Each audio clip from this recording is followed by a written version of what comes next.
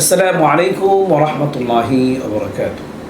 যে সকল ভাই বোনেরা আমাদের এই ইসলামিক প্রশ্ন পর্ব অনুষ্ঠানের সাথে রয়েছেন, আমাদের এই পর্বটি উপভোগ করছেন, সবাইকে এফকিউ চ্যানেল ও মার্কাজুল উলুম ফাতোয়া সেন্টার জনাবের হেমায়তপুর সাভার ঢাকার পক্ষ থেকে জানাচ্ছি অসংখ্য ধন্যবাদ। ফাহাদ হোসাইন খাগড়াছড়ি থেকে প্রশ্ন করেছেন। তার প্রশ্ন হলো, হজ্জের জন্য আমরা যে টাকা জমিয়ে থাকি সেই টাকার উপর যাকাত ওয়াজিব হয় কিনা। বিষয়টি জানালে অনেক অনেক খুশি হব। ফাহাদ হোসাইনকে এই প্রশ্নটি করার জন্য অসংখ্য ধন্যবাদ।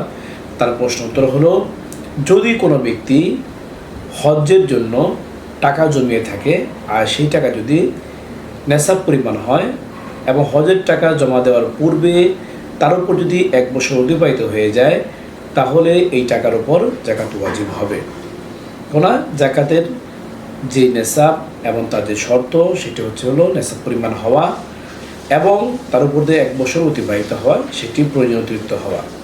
যেহেতু টাকাটা এখনও হজের জন্য জমা করা হয়নি এবং তার উপর 1 বছর অতিবাহিত হয়ে গিয়েছে এবং টাকাটা নেশাব পরিমাণ, তবে যদি টাকা জমা দেয় যদি সেটা নেশাব পরিমাণ না হয় অথবা 1 বছর যদি পূর্ণ না হয়, এই অবস্থায় যদি কোনো ব্যক্তি হজের টাকা জমা দিয়ে দেয়, তাহলে সেই টাকার উপর যাকাত ওয়াজিব হবে না।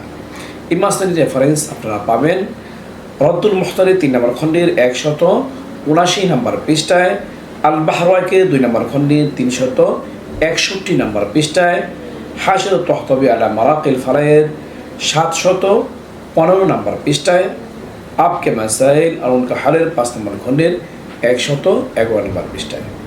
মাসাইল হজ সম্পর্কে যে মাসাইল বর্ণনা করা হলো, আল্লাহ পাক রব্বুল আলামিন আমাদের সবাইকে এই মাসলার উপর আমল করার তৌফিক দান করুক। এরকম গুরুত্বপূর্ণ ইসলামিক প্রশ্নের উত্তর জানতে চাইলে এখনও যারা আমাদের ইউটিউব চ্যানেলটি সাবস্ক্রাইব করেননি, সাবস্ক্রাইব করে নেবেন। আমাদের ভিডিওটি ভালো লাগলে দিনই খাতিরে লাইক করে শেয়ার করবেন। তাছাড়া আপনাদের কোনো প্রশ্ন থাকলে ইউটিউব কমেন্ট বক্সে আপনারা প্রশ্ন করতে পারেন। এর পাশাপাশি আমাদের একটি FQA নামে ফেসবুক পেজও রয়েছে, সেখানে গিয়ে ফলো লাইক দিয়ে আমাদের পাশে থাকতে পারেন। চাইলে সেখানে কমেন্টে আপনারা প্রশ্ন করতে পারেন। আপনাদের প্রশ্ন উত্তর যথাযথ সময় দিয়ে চেষ্টা করবো। ওমা তাওফীকি ইল্লা বিল্লাহ।